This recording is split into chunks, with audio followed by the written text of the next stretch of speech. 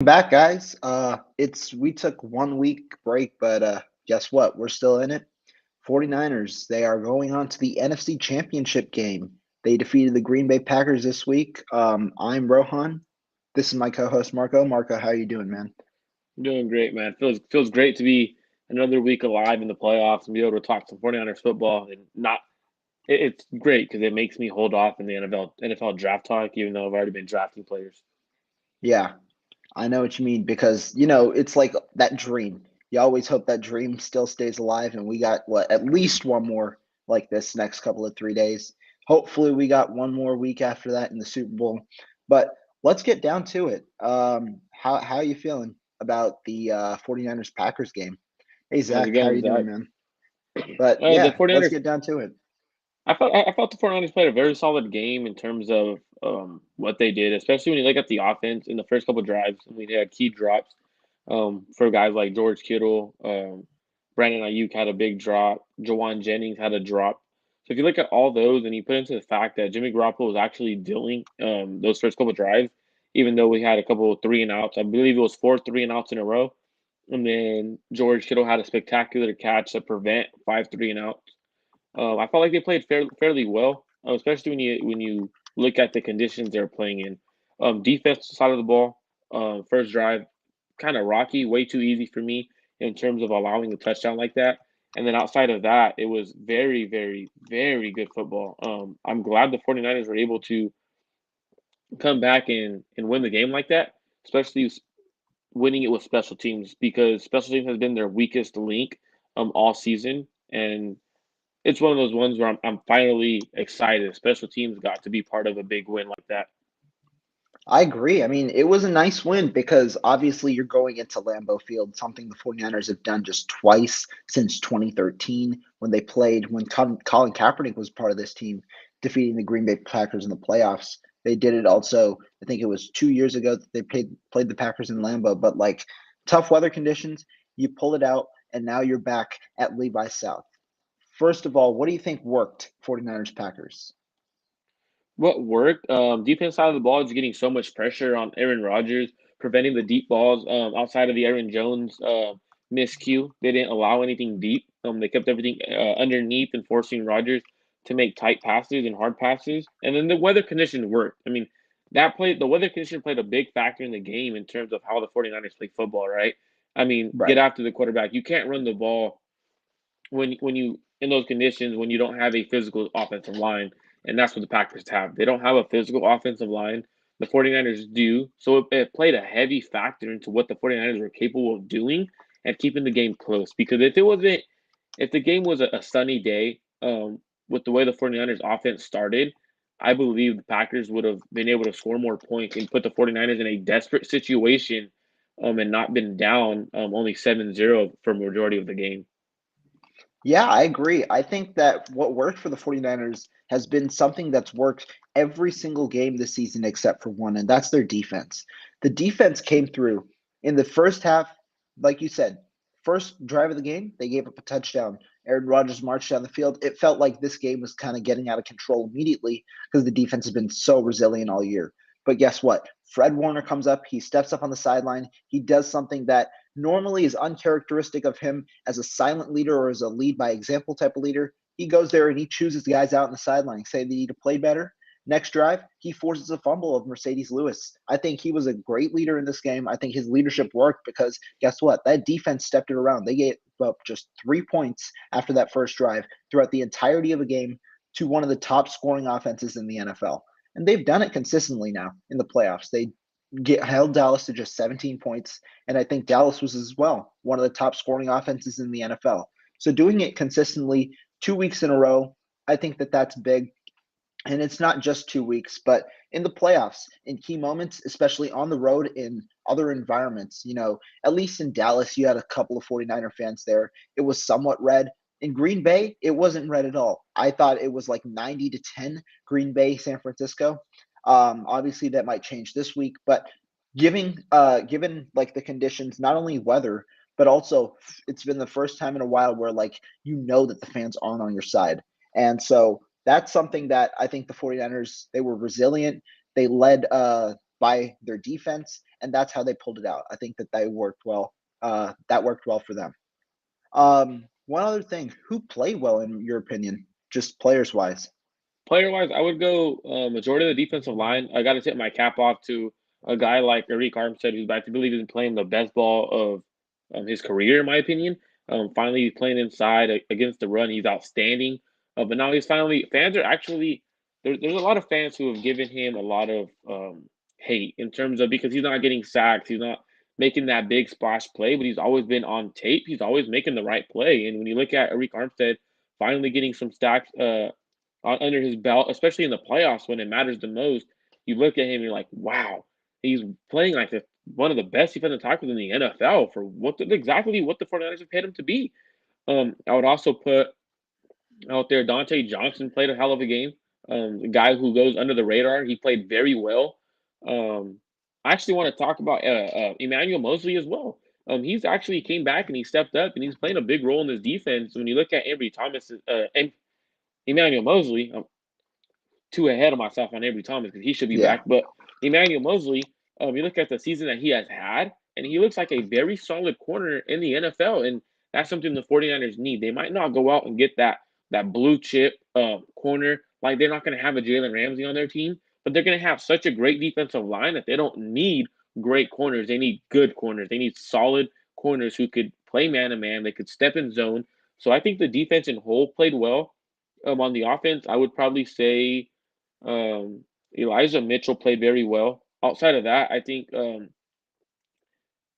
the most part, the receivers did not play well outside of Debo Samuel, in my opinion. I think Brandon Ayuk dropped a big ball.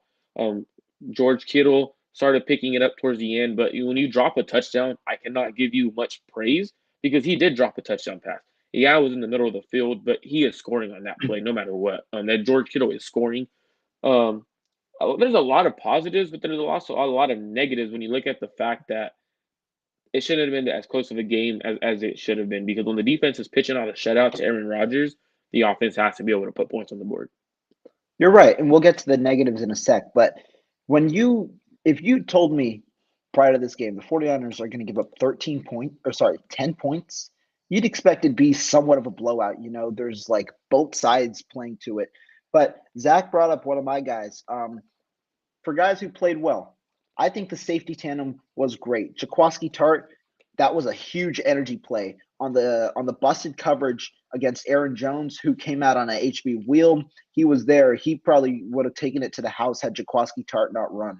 And it wasn't like Jaquiski Tart had a lot of ground to make up against a pretty good player in Aaron Jones. So the fact that you go down there, you make that play, you force a field goal after that, and the field goal got blocked through help of Jordan Willis and Jimmy Ward. The field goal gets blocked. 49ers are still in the game. That's a huge 7-point swing or at least 3-point swing. And, in a game like this where it's so close, every point matters. But other players that played well, I think that defensively, you said my main guy, Armstead. He's had a hell of a last couple of games, a good stretch where he's been getting sacks. He's got 5.5 over his last 3 games. He has been accumulating pressures. And I remember you brought up this stat on Jesse's podcast a couple of days ago. They have gotten around 70 to 75 pressures at least over the last 3 games. That is just impressive. I think this defensive line is playing at the best, and they're peaking at the perfect time because this is when they need to peak. And so I think that the defensive line, the safety tandem, I think they've all played well. And Dante Johnson stepped it up for sure. He was versatile. He played in the slot. He played on the outside, and he filled in admirably for Ambry Thomas, who was nursing a bone bruise in his knee, so he couldn't play. We'll see what happens with that this week, and who starts should both be deemed healthy because Ambry Thomas was actually a full participant in practice today. But that was definitely a hell of a performance by Johnson to step up and play a role. He's been that kind of versatile guy, kicking in inside, kicking it out at times. So I think that he's been important. Offensively, one play really sums this game up. 3rd and 7 with the game on the line. The 49ers choose to hand it off. I thought it was a beautiful moment. I was all blood, sweat, and tears of Debo Samuel. Like I was just staring at that screen being, please, Kyle, run the ball, run the ball, run the ball, because they had no timeouts. It was about 1 minute and 3 seconds left.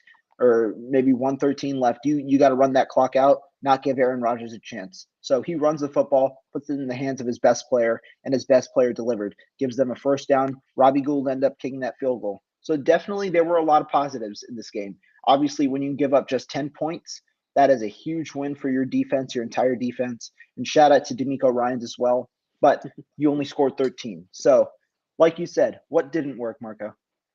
So what didn't work is the offense in terms of, I mean, when you're dropping the ball, it kills your momentum as an offense. You don't get to be able to get out of the script, right? There's a 15 play script, and when you don't not get out of that script, it hurts your offense. And like Kyle is a guy who goes off of the game flow and how the defense is playing him. But when you the first four drives was three and out. That's 12 of your plays, right? So the after that, you can't really do much, right? So I think that's what killed it, not being able to extend drives. And that wasn't due to Jimmy Garoppolo. Like a lot of people are like, well, yeah, Jimmy Garoppolo limits the 49ers. He absolutely does. I agree.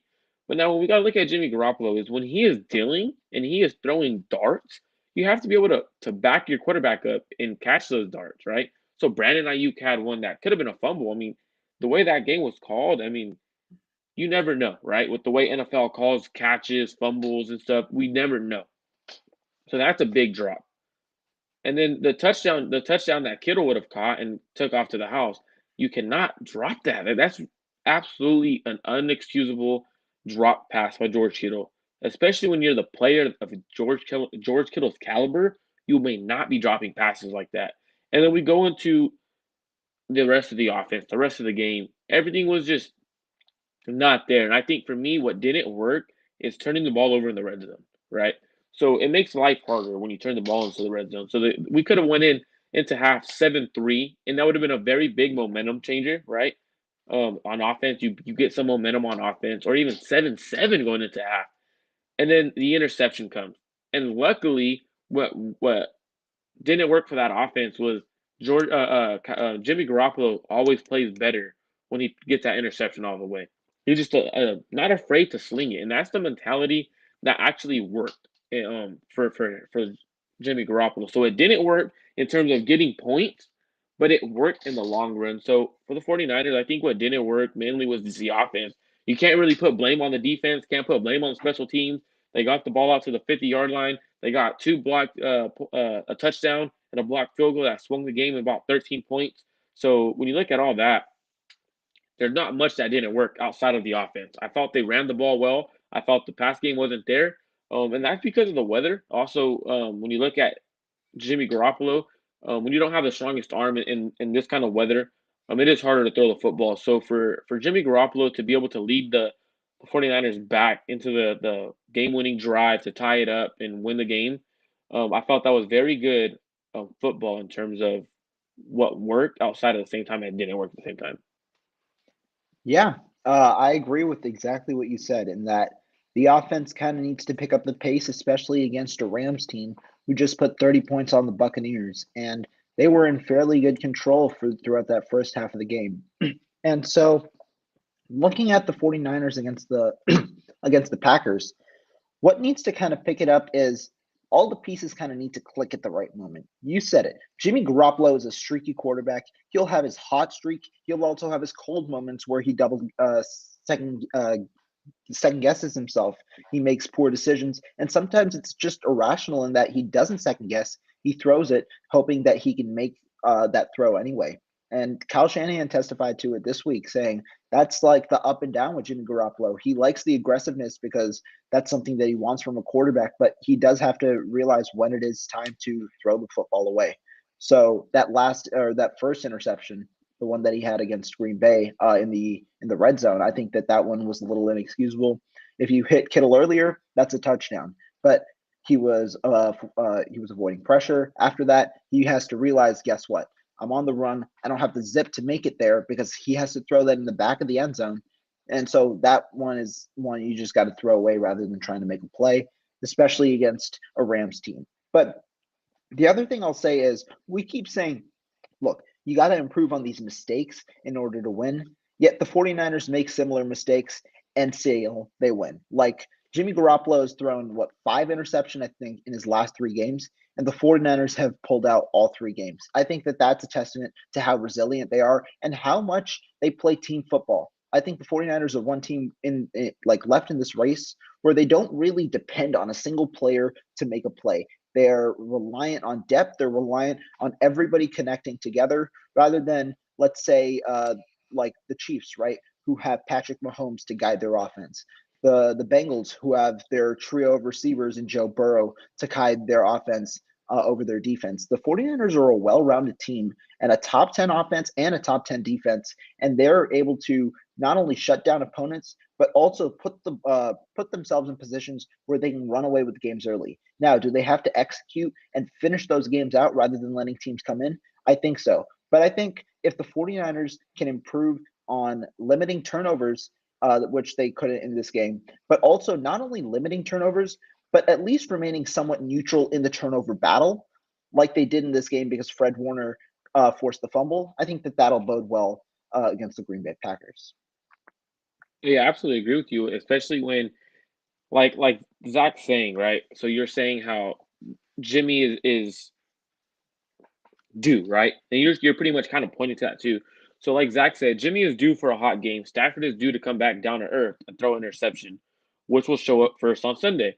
So that's a very interesting thing because I think when you look at the Los Angeles Rams, so they put up 20 points quick on the Bucks, right? And then the rest of the game they scored 10 points. And that 10 points came, 7 of them came at the end of the game.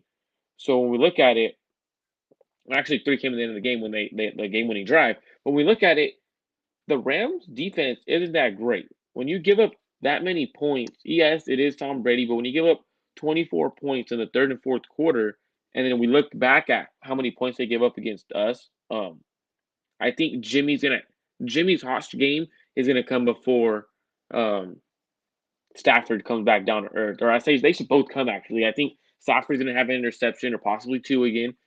I have an over on the half. So I think he does throw an interception, and I think Jimmy has a hot game in terms of looking for Jawan Jennings and Brandon Ayuk. So I think that's what's gonna happen.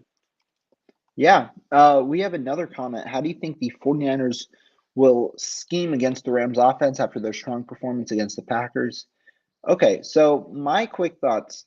The 49ers defense, I think the way that they scheme is not trying to have a design scheme rather than just being creative as the game goes along, because that's something D'Amico Ryans is amazing at. In the second half of the Packers game, you saw D'Amico Ryans throw at least 4 different coverages at Devontae Adams in the same double team formation. And Devontae Adams wasn't double teamed throughout the entire second half. They throw different schemes out there looking to confuse offenses and force quarterbacks to second guess themselves. And that is what they did in week 18. That's why Matthew Stafford took a lot of time in the pocket trying to find routes that he thought were open, but the 49ers schemed it so they'd cover the routes through either zone or man. And that's why they got 5 sacks in that game. I think that if they continue to do something similar while not being predictable in this game, but also calling the risky plays when they matter the most, like a K1 Williams third down blitz or some sort of differentiation from their normal game plan. I think it's important. One other thing, the 49ers and the Rams. Matthew Stafford works extremely well against the blitz.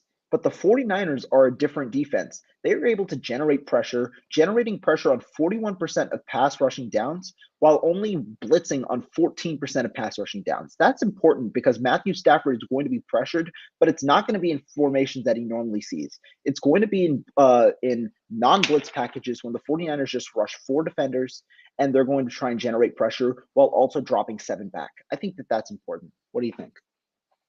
I absolutely agree with you. I don't like so a lot of times when you scheme towards a team that you play a lot, the team tries to make something of it, especially when it's not working, right?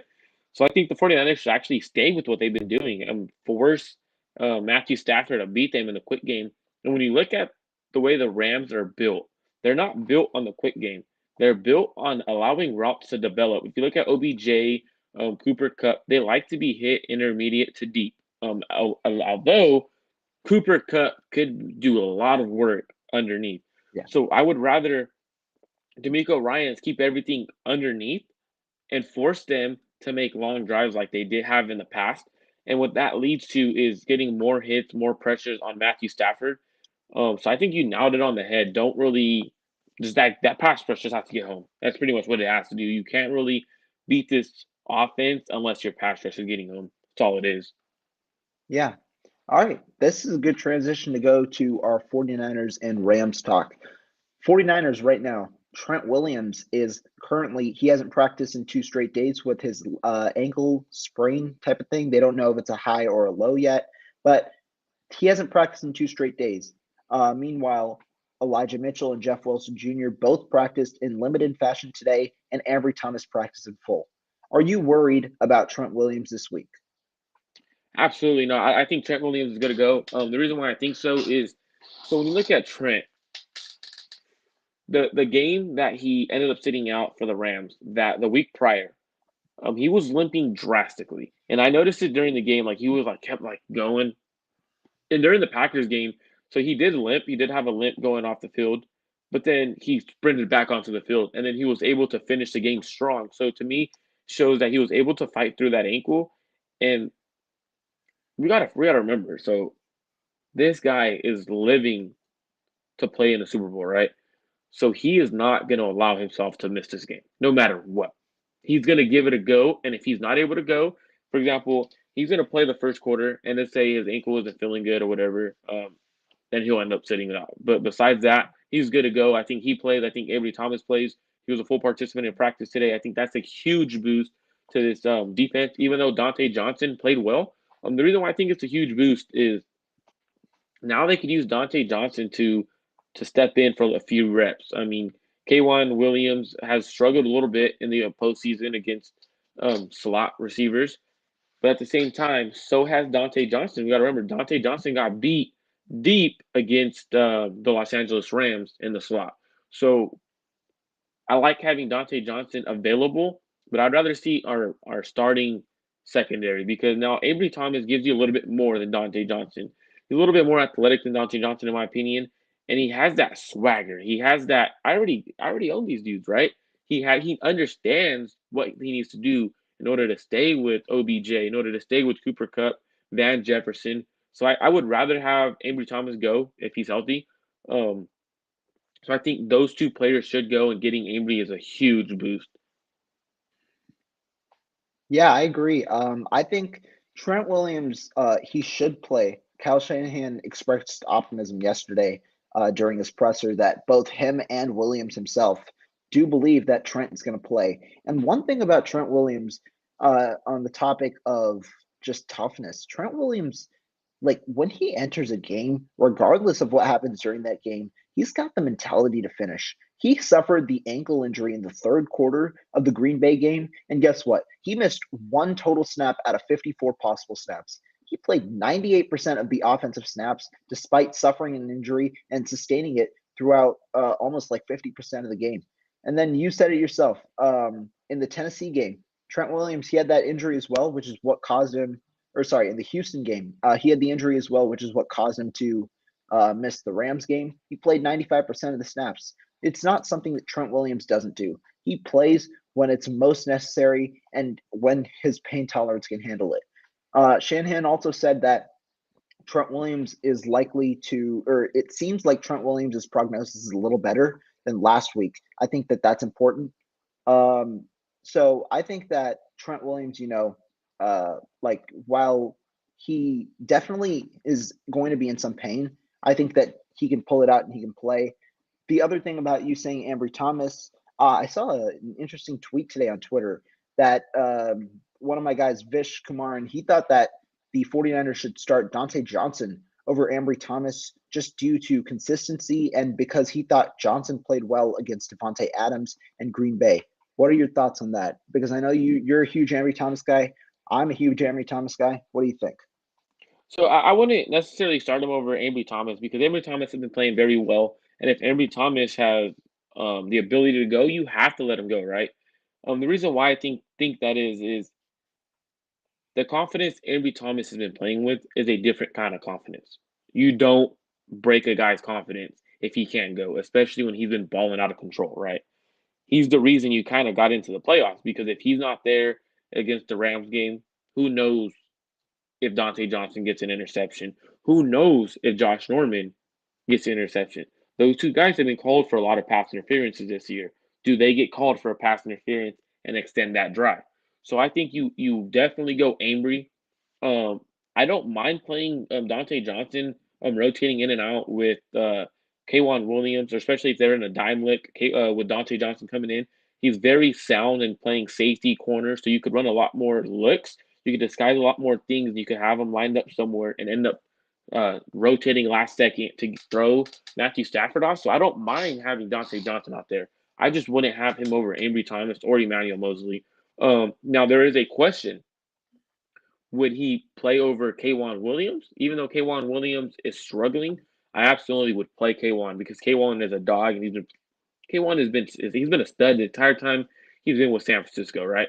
So I wouldn't do that. I think Dante Johnson goes back to being a role player. I'm going back to being a special teams ace. So I think it's definitely going to be Ambry and Emmanuel Mosley and K'Wan at the corner positions. And I'm here to tell you I agree. I think that Dante Johnson is certainly valuable on this team because I definitely thought he played well in a versatile role on Sunday against the Green Bay Packers. But I do think that the importance that Ambry Thomas has rapidly developed over the last couple of games, and I'm not just talking on the field. I'm talking in terms of his personality, because you saw after he got that interception, he was telling a story about how he caught 2 picks on consecutive plays in practice. John Lynch pointed at him. He's like, "Yeah, I'm here." And like going into the playoffs with that sort of swagger and confidence, especially from a rookie, I think that that's important. And I think that Ambry Thomas has proven through his play that he's been able to make plays on the ball, which was the one knack on him earlier on in week 14 and week 15 when he faced off against Jamar Chase and Russell Gage. I think his ability now to make plays on the ball and his ability to just think quick on his feet while also operating in man and zone coverage, I think that his knowledge of the system definitely benefits him. And I think that you're right. And the one key thing is that Thomas, his athletic traits, I think, favor the 49ers more than Dante Johnson's. I think he plays with physicality as well. So while Dante Johnson has certainly had probably the best season of his career this year, I think that Ambry should be the starter, while Dante Johnson is a key valuable reserve who likely comes in for much needed reps, either at safety, either at corner, inside, or like in the nickel or on the outside. But the other thing that I wanted to point out, yeah, go ahead, actually. And I think the thing too, if we look at the wild card game against the Dallas Cowboys, right? We look at how Ambry Thomas played against CeeDee Lamb, Amari Cooper. Yeah. Those are stud receivers. Those are two very good receivers. And also you throw in Cedric Wilson. Cedric Wilson's a good receiver. So when you look at how he played against those guys, he played phenomenal, right? He played Right. absolutely great against those two receivers. He was in sticky coverage all game. When they ran zone, he had good eyes. So I think you have to go Ambry. I don't think you throw Dante Johnson out there in the starting lineup against the Rams, even though I think Dante Johnson is more than capable of doing it. He's been playing very, very good. He's that guy who always shows up and does the job. I mean, a lot of fans like to bash Dante Johnson, like, oh, what does he know about the front office that keeps him on the team? He's not good. Dante Johnson has always been very sound since he's came back with the 49ers. His first stint, not so great, right? But since he's came back and he's learned the game a little bit more, he's been very sound. And that's the thing that people don't understand. In the NFL or in sports, in order for you to be a very good player, what you have to do is just do your job. Don't do extra. And if you're not making plays, sometimes that is a very good thing because people aren't throwing to you. So I think that's why people criticize Dante Johnson, as well as he does have PI history. He does have bad histories, but I think either one they go with, I think the Niners will be fine. Yeah, I agree. Um, One other thing, you brought up Dante Johnson or K'Wan Williams. I think against this specific Rams team, K'Wan Williams is a better fit just because of his run stopping ability. He's got the ability to set the edge, and against a duo like Cam Akers and Sony Michel, especially because the Rams have been struggling running the football, but they know they need to balance attack.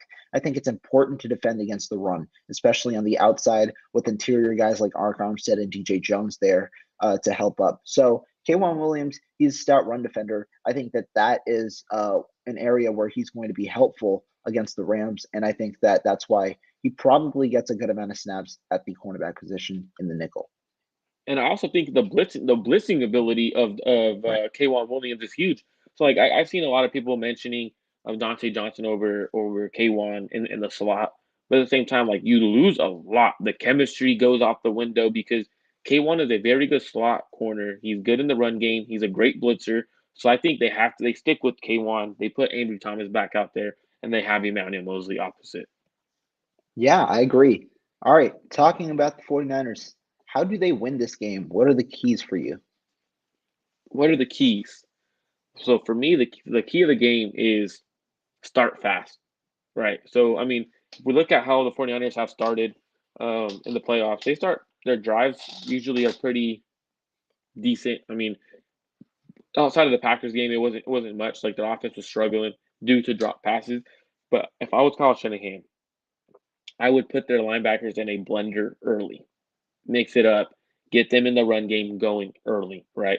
And then once that run game is going, I want to see Kyle Shanahan just play action all game long, right? Because now Jimmy Garoppolo last week he was dialed in, right, locked in.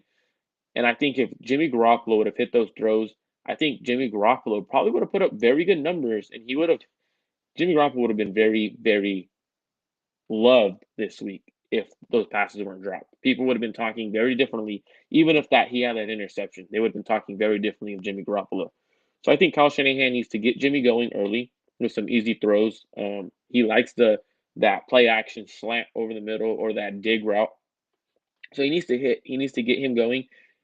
But the biggest key for me is on special teams, right? Do not allow the Rams to get great field position if the offense isn't going, right? And that means if we kick it off early, we need to pin them deep right or get a touchback. We cannot allow them to get the ball at the 30 to 35-yard line. And I think the special teams did a solid job last week, and I think they need to build on top of the game they had last week, and hopefully that leads to great field position for the 49ers offense. That leads to bad position for the Rams offense because it's going to be a very hard fight. I mean, when I mean fight, it's going to be a slugfest. You're going to see very hard hitting. You're going to see Jalen Ramsey, Aaron Donald talking all that smack. You're going to see they're tired of the 49ers. So we're going to see a very, very nasty game. It's going to be very physical, very chippy. So you have to beat them by the run game. And you have to oppose your will on offense immediately. We're going to be here all game long running it down your throat. So be ready. And that's how the 49ers will win the game by running the ball, using that hard play action that Kyle Shanahan and Mike McDaniels love to get Jimmy going.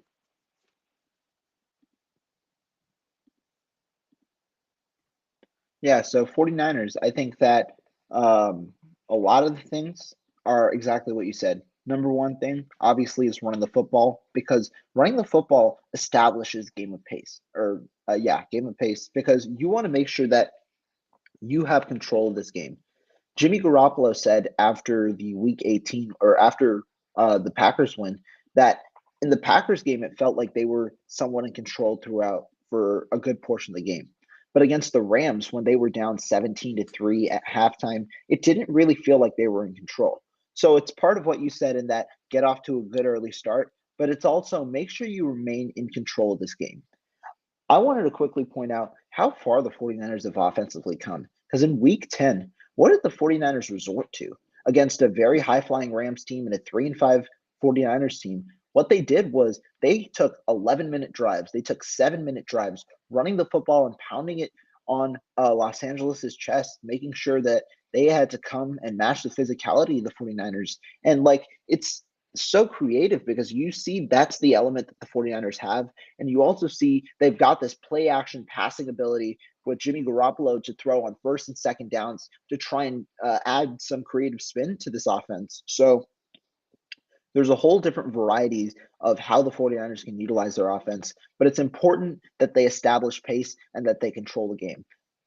Be it through the running game, be it through an early passing attack, that's up to them. But I think that that's one of the keys. The second key is definitely generate pressure because the 49ers, that's what they've been doing, right? They've been getting 70 to 75 pressures over the last 3 games, which is still absurd to me. And also, they've also just been getting a lot of sacks. I think, what is it, 15 now over the last 3 games? 15 over the Five last a three. game. Yeah, 5 a game is just still, that's crazy. And against a Rams team that has been recently really struggling with the run, they're averaging 2.9 yards per carry over their last 3 games, averaging just 92 yards a game on the ground. And that was a huge facet because Matthew Stafford worked best when he could hide the element of play action. And I think that if the 49ers can shut down the run of the Rams, they're going to be able to get to Matthew Stafford because Sean McVay, he works best when utilizing play action. But this year he's been changing his formula, trying to like change it up for Matthew Stafford. Although Stafford used a lot of play action in Detroit, he's using a lot of empty sets. And the Los Angeles Rams are the highest team in the NFL in terms of empty sets. So I think that the 49ers, if they can force the Rams, or if they can stop the Rams run game and limit them to what they've been doing over the last 3 weeks in that 2.9 yards per carry type of range, in that dominating type of suffocating type of performance, they're going to be able to pull it out because the Rams, they need that kind of facet to formula or to kind of focus on their pass game. I know Matthew Stafford has played really well over the last 2 weeks, but this is the best pass defense that the Rams are going to be facing in their, like, the Cardinals and the Buccaneers. I think the 49ers have a better pass defense than both of them. I think it's going to be a struggle if the 49ers can maintain the run. Those are my two keys. And I think the big thing that you talked about is the Rams run game, right? So we look at the Rams run game, and it goes back to who Matthew Stafford was when he was with Detroit, right? Matthew Stafford is a good quarterback. Now, when he was in Detroit, he didn't have a run game, so he had to put the load on his shoulders, right? And that means he has to throw tighter window throws to try to keep the offense going, and that leads to interceptions. And that's why Matthew Stafford has had all these interceptions in his career. He can't have his run game help him, so he has to put everything on his back. So I think that's going to be a big factor in as well because when we looked at the fact that Sony Michel, they haven't been really using him for some reason, and Cam Akers has fumbled the ball last week. We got to talk about the 5 fumbles that the Los Angeles Rams had last week. So they had 5. I believe they had one by they had 2 by Cam Akers that were lost. They had a Cooper Kupp fumble that was lost, and I believe a Brian Allen fumble that was lost. Yeah, it was So 4, I think, in total, but or 4 or 5, one of the two. You're right. yeah, so they had 4. I believe it was 4 actually. Yeah, I believe they 4 fumbles that they fumbled. So you're gonna see a lot of the 49ers defensive backs punching that ball out. Same thing that Fred Warner did to Mercedes Lewis, right? So I hmm think that could play a huge part of the game, creating turnovers. This is a Rams team that it gets careless with the football. The fact that they had 4 turnovers in that game and still won the game against the Buccaneers with the team that had Tom Brady is very, very interesting. You got to realize Kyle Shanahan will not allow them to get off the hook with 4 turnovers to win the game. yeah, you're right. Okay, so moving on from how the 49ers are going to win, who are the X factors in your opinion? How do you think the 49ers, or which kind of players do you think are most essential to this victory? The most essential player to victory, in my opinion, is going to be Arik Armstead and Brandon Ayuk. Those are the 2 X factors for the 49ers on defense and on offense.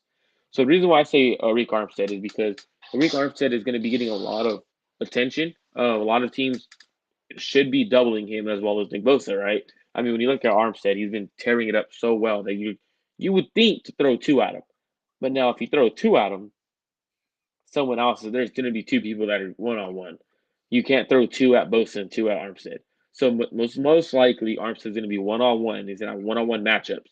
If he wins those matchups, this pass rush is dangerous. So for me, it all starts with Armstead because Bosa's going to do his job by taking 2. And the fact that you take 2 and you still get sacked is absurd. So I think Bosa does, even if Bosa is quiet on the stat sheet, the fact that he's taking 2 away on the offensive line is key. Now, Brandon Ayuk on offense is my X factor due to they're going to do everything they possibly can to take away Deebo Samuel, right? They're going to try to stop Deebo Samuel in the running game. When he's in the backfield, they're going to have everyone coming up. And that led to a touchdown to Jawan Jennings because Deebo was on the end around, and they thought he was throwing he was running. He ended up throwing a pass. So I think what Kyle's gonna do, he's gonna utilize Debo in the backfield to get Brandon Ayuk open over the middle, and also on top of that, they're gonna have Jalen Ramsey try to shadow Debo anywhere he goes when he's lined up at receiver. So now Brandon Ayuk needs to win his one-on-one matchups, and I believe he could go off for another 100-yard game against the Rams because of how they play the 49ers. They play the 49ers to stop Debo, yet the 49ers have so many weapons on offense that you can't stop the offense because if you take away Debo, I'll go to Brandon Ayuk, I'll go to Elijah Mitchell, I'll go to George Kittle. Who are you going to stop? If you take away Kittle, now we have Debo and Ayuk. So it's a pick of poison, and I think Brandon Ayuk will be the X factor on offense this week. I think both are great players. Just to add to you, Arik Armstead, not only is he going to be huge in the pass rush, but as I said earlier, he is going to be a big time run defender alongside DJ Jones.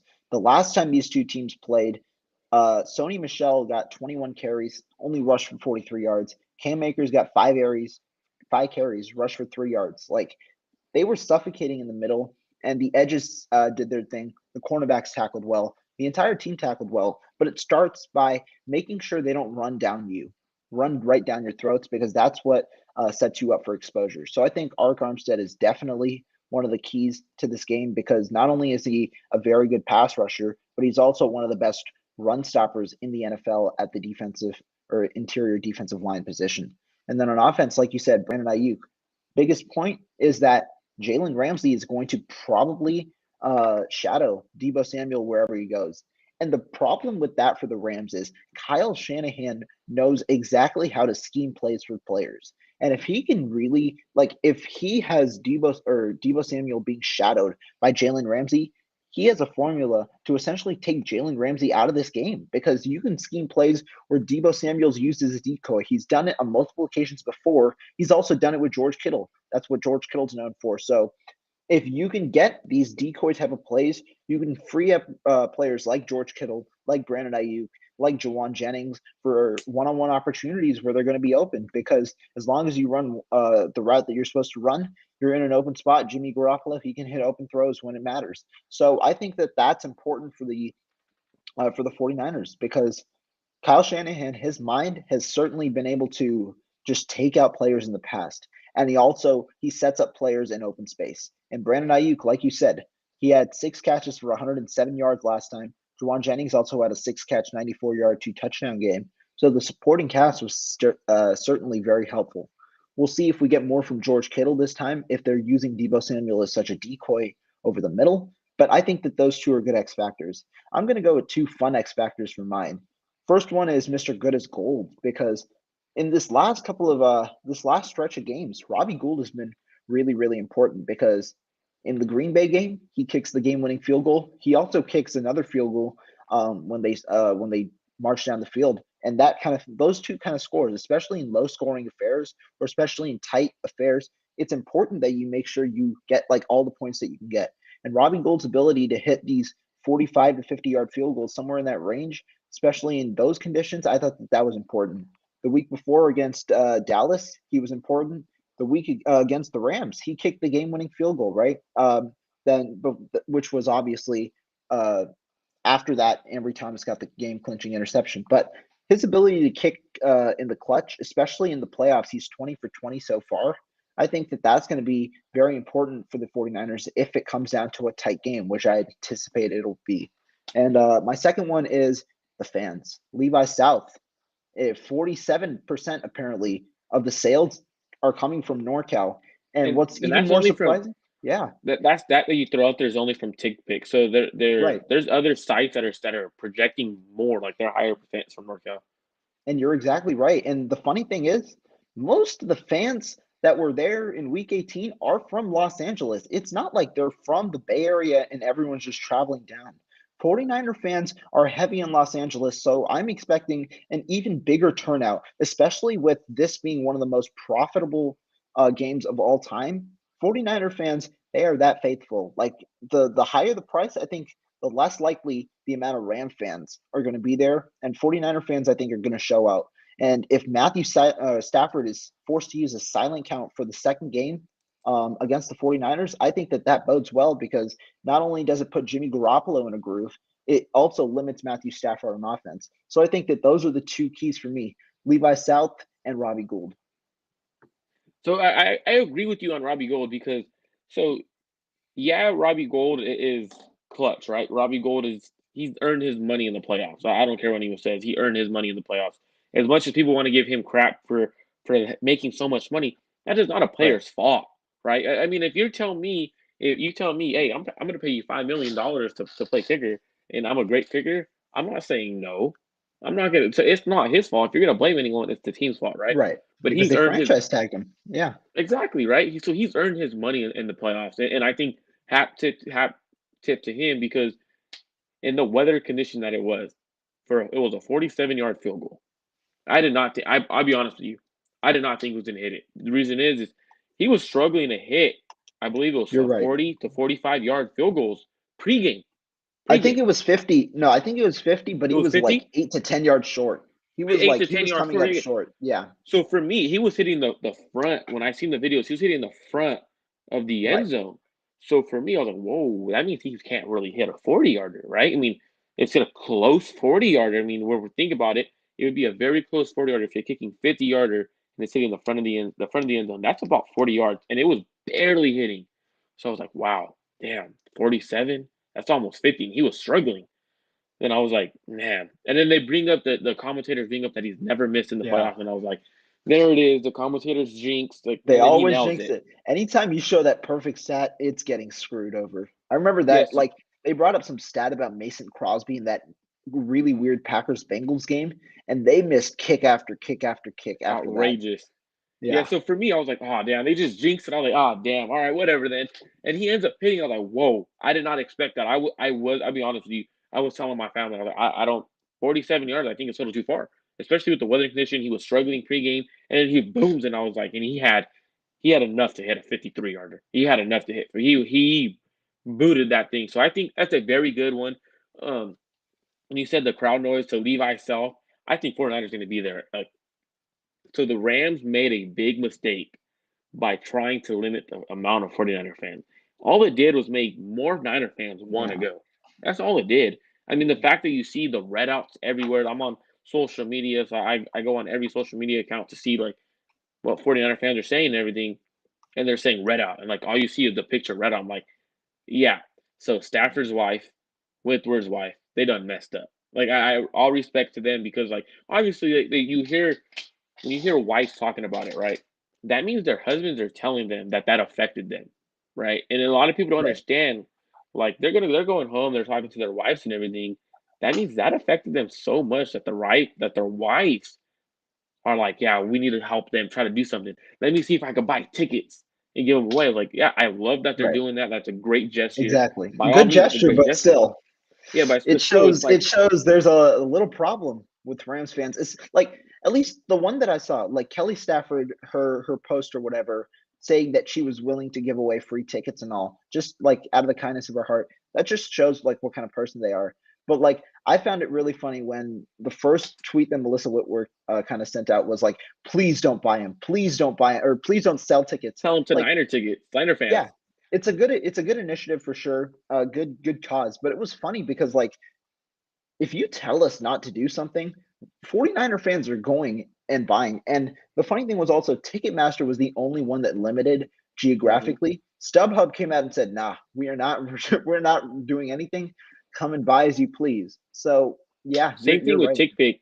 TickPick was like, yeah, but we're open. We're open to business. And come on now, you really think the Rams really think companies are going to lose out on money? No, companies are Yeah. like not going to say, we're going to restrict just for you, LA. We're going to restrict where people could buy tickets from. Absolutely not.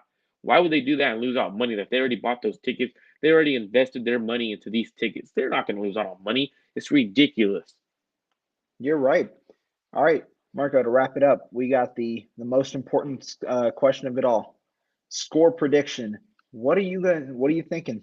Um, Maybe you can give one with Trent or without Trent, but you don't have to. Just give one out and let me know what you're thinking. I think Trent's a go, so I'm going to give it as is. Even if he doesn't go, I still think they handle business. I think the 49ers are they're a very determined team right now. This team is locked in, locked and loaded. You could tell by their press conferences. You could tell by the way they played against the Packers. The fact that Fred Warner went and yelled at his team on the sideline after that first drive. You could tell this is a team that is on a mission. The way they're defending Jimmy Garoppolo against the media. This is a team that has their quarterbacks back. This is a team that will win 30 to about, my prediction is 17, but I'm going to say 30 to Okay. 20. I think they win by 13 or 10 points. I give the Rams a 3 point because they're at home, even though it's not their home. It's Levi South. You can't say SoFi without SF. So, I mean, when you look at that, the 49ers are going to win by, I believe, 10 to 13 points. And the reason is the 49ers don't live off the passing game.